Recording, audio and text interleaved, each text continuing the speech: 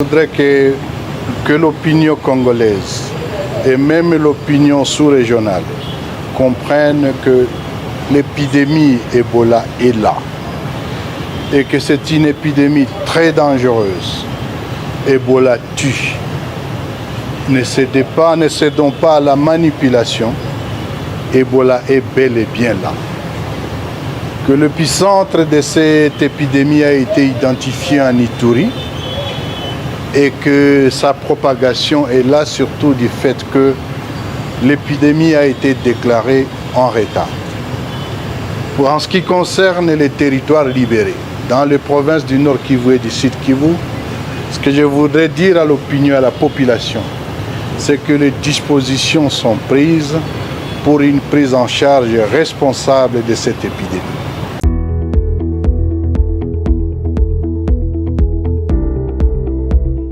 Yes, reka rero nongere mbasuhuze mwese abadukurikiye kuri Africana TV aho mudukurikira no ku rubuga rwacu kuri wa africanapost.com mu makuru yo muri quartier mbibutse ko mudukurikira no kuri TV10 kuwa kabiri no kuwa gatandatu isa 11 z'umugoroba. Ndi Jean Baptiste nibishaka rero je kubagezaho amakuru ariko navuga yuko adasanzwe kubera yuko hirya no hino ibihuha bikomeje kuba byinshi kandi ugasanga abantu barabikwirakwiza mu byukuri bitari byo.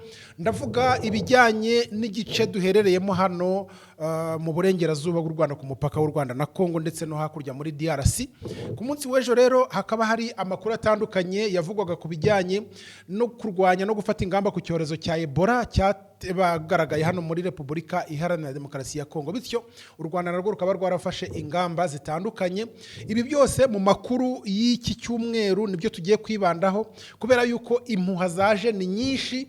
Muri kuzirwanya rero turagenda tubagezaho amakuru nyayo, amakuru ariho, amakuru yizewe mukura kuri Africana TV, atari ukwicara ahantu umuntu akaba ari Kigali akaba ari munsi y'igiti cyangwa n'ahandi akabaha amakuru y'ibihuha abantu bakayasamira hejuru. Ibi ngibi n'ugutiza umwanzi nka Ebola kuba yakwirakwira. Ibi ngibi kandi ndanabigarukaho ku makuru aturuka muri Repubulika Demokarasi ya Kongo ku mirongo y'urugamba naho hakaba hari andi makuru mugenda mureba cyangwa se mwumva aturuka ku mbuga nkoranyambaga zitandukanye mu by'ukuri atari ukuri ahubwo ari ibinyoma bitandukanye byo kubeshya aho musanga amafoto amajwi n'ibindi. Ibi ngibi rero ni urugamba rukomeye cyane tugomba kurwana narwo aho Repubulika Demokarasi ya Kongo leta yafasha abantu bakwirakwiza izi mpuha mu rwego rwo guca intege abari ku rugamba rwa M23. Hakaba n'umutego bamwe mu banyamakuru bari mu Rwanda bari cyangwa se bamwe mu bakoresha imbuga nkoranyambaga ziri mu Rwanda barimo bagwamo batiza umurindi FDLR ndetse na FRDC. Ibi ngibi rero mu byitondere ku makuru murimo mubona kuri Africana TV, ibyo muzabona tutatangaje mujye mumenya yuko rimwe na rimwe atari byo. Mujye mwihutira gushaka amakuru, tugiye kubagezaho amakuru y'ibintu uko bimeze kubera ko dufite imboni turambuka tukajya muri Kongo aho bishoboka tukabaha amakuru nyayo. Reka rero mbere ku makuru y'ubuzima aho ku munsi w'ejo aho twari turi hano mu mujyi wa Goma. Ahangaha akaba ari uruzinduko rwari rwagizwe na Colonel Nanga, uyu nguyu ni coordinateur w'ihuriro AFCM 23. Yari yahagurutse na timu yose kugira ngo bakurikirane ibikorwa by'ubuzima mu gushyira mu bikorwa kurwanya no gukumira no kurwanya icyorezo cya Ebola kugira ngo kidakwirakwira mu batuye muri Kivu y'Amajyaruguru ndetse na Kivu y'Amajyepfo. Nabibutsa yuko ihuriro AFCM 23 yashyizeho Dr Kaniki, uyu nguyu akaba ari we ukora ibikorwa bya coordination byose bijyanye no gufatanya n'imiryango mpuzamahanga harimo OMS, harimo Médecins Sans Frontières, harimo n'indi miryango itandukanye kugira ngo babashe gufasha abaturage ari mu buryo bwo kubigisha, ari mu buryo bwo gukora izorema cyangwa se gushyira mu kato abagaragaraho ibimenyetso n'ibindi bikorwa by'ubuvuzi bitandukanye. Ibi ngibi rero ku munsi w'ejo muri Munigi na Nyiragongo ndetse na Hopital General ya Goma nkuko murimo bibona ku mashusho, n'uruzinduko rwakozwe na Cordo wa AFCM 23 ari kumwe na gouverneur w'intara ya Kivu y'Amajyaruguru bwana Bahati Musanga Elasto, harimo na ba vice gouverneur ndetse n'abandi bari mu nzego zitandukanye. Uruzinduko rwa mbere rero urugendo rwa mbere nkuko tubikesha imboni zitandukanye, tunashimira service ya communication ya Nord Kivu Selicom ikuriwe na bwana Celestin Sibomana. Aya makuru na makuru mu by'ukuri by'ukuri turimo tubagezaho murabona kuri video. Ahangaha ni mu rugendo rwo ku munsi w'ejo, murimo murabibona ko aha ni kuri tere. Corneille Nangaa rero mbere na mbere bajya gusura ahashyirwa abakekwaho cyangwa se bava mu bice bitandukanye bakekwaho kuba bakwandura cyangwa se bakekwaho kuba bakwirakwiza virusi ya Ebola. Mu by'ukuri akaba yarahageze arahatemberera. Nyuma rero nk'uko murimo mubibona ahangaha akaba ari muri Munigi ndetse no muri Nyiragongo birumvikana. Hanyuma nyuma y'izi site zashyizweho harimo imiryango mpuzamahanga ko nabibabwira imikurikirana ibikorwa by'ubuvuzi, harimo hashyirwa uburyo bwo gukaraba intoki, uburyo bwo kwigisha abantu kudahura ari benshi, gukaraba intoki mbere yo kugira ibyo barya, hamwe na hamwe barambara n'udupfukamunwa aho bigaragara ababyumva. Ibi ngibi rero nyuma yaho hakaba harasuwe nanone centre hospitalier ya Goma, ni hôpital kuri hôpital general. Corneille Nangaa rero nyuma yo gusura ahangaha akaba yaragize byinshi atangariza itangazamakuru, ni mu rurimi rw'igifaransa, igiswahili ndetse n'iringara. Ubutumwa rero yatanze mu makuru, ikaba ari inkuru ya Selicom uko nabibabwiraga, muri service ya communication ya guverinoma ya Kivu. Ni mu bibazo bitandukanye yasubije bwana Celestin Sibomana ukuriye iyi service ya communication ya guverinoma ya Kivu. Reka rero ntatinze nkuko nabibabwiraga mu ijambo rye, yenda turaza kurikurikira nyuma manje kubasobanurira. Corneille Nangaa yatangiye asubiza abanyamakuru ababwira yuko ari urugendo bateguye kugira ngo barebe kandi bafashe abakongomani batuye muri Kivu y'Amajyaruguru na Kivu y'Amajyepfo kumva ko hari icyorezo cya Ebola, nibyo arimo avuga. Hanyuma ababwira yuko rero ingamba zihari z'ubwirinzi zihari AFCM 23 yashyize hamwe kugira ngo ibashe gufasha abaturage ifatanije n'imiryango itabara cyangwa imiryango nterankunga ikora ku bijyanye n'ubuzima.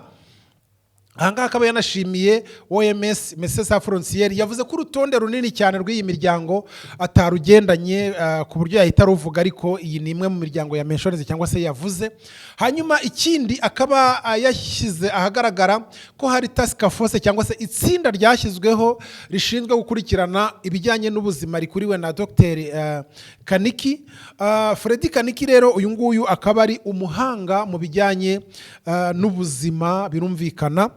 Reka rero tubabwire yuko ibi bikorwa bikomeje gukangurira abaturage. Ubwo ba administrateurs ba territoire zitandukanye za Nord Kivu na Sud Kivu akaba barahawe amabwiriza ari mu bijyanye na transport, ubu ndavuga gutwara ibintu n'abantu, ari mu bijyanye no bucuruzi, ari mu bijyanye n'ubuzima ndetse no gutanga makuru ya buri kanya y'iki cyorezo. Ibi bikaba birimo gukorwa hano mu mujyi wa Goma. Ngibi rero ibirimo bikorwa ahangaha. Hanyuma ikigaragara kindi nuko amakuru y'ibihuha arimo avugwa ku bijyanye n'umupaka nayo ndetse n'ibirimo bikorwa. Reka rero mite ngaruka ku nkuru yanjye yo muri Repubulika ya Demokarasi ya Kongo, aho tugiye kumva nkuko nabibabwiraga muri ya magambo arambuye namaze kubabwira abumva ururimi rw'igifaransa, igiswahili ndetse n'iringara. Reka mbarekurire iyi nkuru ya serire ya communication ya guverinoma ya Nord Kivu uko yakabaye ku munsi w'ejo mu mujyi wa Goma uko byari byifashe. Reka rero mu mwanya serire ya communication ya guverinoma ya Nord Kivu muri iyi nkuru badukoreye. Coordonnateur politique de l'FCM23, à la une de l'actualité, c'est Ebola. Vous venez d'effectuer une ronde dans les structures sanitaires ici à Goma. Qu'est-ce que l'opinion peut retenir? La première des choses, je voudrais que l'opinion congolaise et même l'opinion sous-régionale comprennent que l'épidémie Ebola est là et que c'est une épidémie très dangereuse. Ebola tue. Ne cédons pas à la manipulation. Ebola est bel et bien là. Que l'épicentre de cette épidémie a été identifié en Ituri et que sa propagation est là surtout du fait que l'épidémie a été déclarée en retard. En ce qui concerne les territoires libérés, dans les provinces du Nord Kivu et du Sud Kivu, ce que je voudrais dire à l'opinion, à la population, c'est que les dispositions sont prises pour une prise en charge responsable de cette épidémie. C'est une nouvelle guerre, mais que nous allons vaincre. mais nous la vaincrons avec la participation de tout le monde. Nous la vaincrons surtout avec l'appropriation de la riposte par chacun d'entre nous. Le message que je voudrais leur dire, c'est un, ne cédons pas à la panique. Deuxième message, c'est que les autorités de l'AFC M23, avec surtout les autorités provinciales du Nord Kivu et du Sud Kivu, les techniciens que nous avons au niveau de la province, c'est-à-dire les divisions provinciales de la santé, mais surtout aussi avec les partenaires, des dispositions ont été prises, un acte juridique a été pris quant à ce, en montant la cellule de crise qui travaille déjà en plein régime. C'est la raison pour laquelle ce matin ou cet après-midi, nous avons été conduits à la visite de notre premier centre d'isolement, le centre de quarantaine à Mounigui, et nous l'avons vu et nous voulons surtout remercier les différents partenaires qui travaillent quant à ça. Le centre est déjà prêt, donc nous avons anticipé avec toute responsabilité pour que ce qui se passe par exemple de l'autre côté à l'épicentre n'y arrive pas. Tous les piliers sont activés donc quant à ce. Dès là, nous venons de visiter maintenant le centre de traitement à l'hôpital général. Heureusement pour le Nord Kivu, c'est disons pour les Kivu à l'Est, nous sommes habitués et nous avons plus ou moins l'expérience à la matière. L'expérience à la matière a fait qu'à chaque fois qu'il y a une épidémie, un dispositif infrastructurel a été déjà mis en place et c'est ce que nous venons d'activer en ce moment. Le centre de traitement est là et c'est ce qui sera fait ici à Goma et autant qu'à Bukavu. Voilà le message que je voudrais donner. Mais je voudrais en profiter aussi pour informer l'opinion que nous avons désigné comme responsable de la cellule le professeur Kaniki Freddy, ici présent, qui coordonne plus ou moins toutes ces activités, en amont comme en aval. Parce que le plus important, il n'est pas bien que nous y ait beaucoup plus de contamination. La dimension en amont est donc la dimension stratégique. Faisons en sorte qu'on arrête la propagation du virus. Faisons en sorte que le virus ne continue pas. Court-circuitons son avancée et faisons surtout en sorte que nous maîtrisions la maladie et que nous ne soyons pas un danger aussi bien pour le Congo ou bien pour la sous-région, pour le monde entier. Nous répétons encore ce que nous avions dit lors du lancement de notre campagne. 1. Ne cherchons pas à politiser. Ebola est dangereux. Ebola n'a pas de frontières. Ebola n'a pas de limites. Ebola ne sait pas qui est qui. Il peut tuer tout le monde. Ceux qui sont en train d'instrumentaliser cette maladie, ou ceux qui cherchent à politiser cette maladie, il faut dire que c'est de l'irresponsabilité et que l'heure n'est pas aujourd'hui à la division, l'heure est plutôt à la fédération, à l'union, pour que nous boutions dehors cette maladie. Mais aussi, je voudrais, de façon anticipée, remercier les partenaires. Je ne sais pas les citer ici tous. Je commence par l'Organisation mondiale de la santé lui-même qui coordonne plus ou moins toutes les activités, mais les autres organisations humanitaires déjà présentes, la Croix-Rouge, Médecins sans frontières. Je n'ai pas la liste sur moi, excusez-moi. Ils viendront, nous allons chaque fois, nous les remercions pour cette anticipation. Ils ne nous ont jamais laissés, même dans des moments difficiles. Ni kuambia raia, kuambia Wakongomani, sio tu Wakongomani, na pia raia kote kwenyewe, iwe Rwanda, iwe Uganda, iwe South Sudan, Zambia, sous-région muzima, kusema kuko Ebola. Na Ebola inaua, Ebola iko. Na faites très attention. Musifuate hiyo manipulation, la panique. Hapa kwetu Goma na Bukavu, madisposition zimekamatiwa na bagouverneur yetu. Saa hii tumetoka kuona yenye banaita centre d'isolement, centre ya quarantaine. Manake maka suspect zote tutazitia kule, tutazipangia na tutafanya chochote kusikue contamination kwa population. Saa hii tuko hapa hospital general, tunafika kuona namna gani tunaactive hayo nini tunaita centre de traitement Ebola, sio tu Ebola, centre de traitement ya epidemie yote. Tunafika tunaiactive saa hii, iko kusema raia iwe safe. Ba autorite banakamata ma disposition zote juu ya kuproteger population, lakini kuko message ku population. Ebola iko maladi mbaya, tutaifukuza kama sisi wote tunaingia kwa hiyo vita. Tutaweza, tutashinda hiyo vita. Ba mesure barriere tuanze hayo. Ba rassemblement ya burebure haina maana. Kunawa mikono kila wakati. Bingine nazani ba service medicaux yetu, ba service yetu ya sanitaire itatufundisha kila siku namna ya kufanya kuepuka hiyo Ebola. Asante sana. Tozolobela bango Ebola ezali, Ebola ebomaka, epi ezako boma. Tala ndenge ezoboma bandeko na biso kuna na Ituri. Pamba te eyebanaki na retard.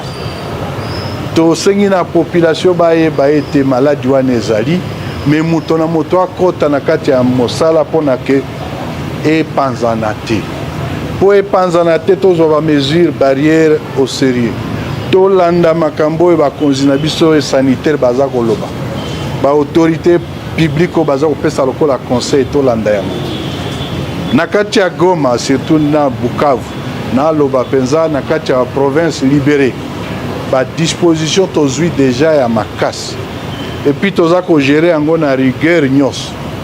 Awa mutu atelemeli makambo na epa na biso, tozali na professeur Frédéric Kaniki. Yende azako kamba makambo. Mais azako kamba ngo elongo na ba gouverneur. Mais surtout na ba technicien na biso lobengi bango ba service ya provinciaux ya santé. Mais pe ba partenaire bo ba ninga na biso balandaka biso na ba moma ya boy. To sengi na mutu nyonso to panza panique te, to yoka information ya solo bo landa lokuta ya ba réseaux sociaux te, mais to sala nyonso to benga na Ebola elongwa na région na biso. Merci.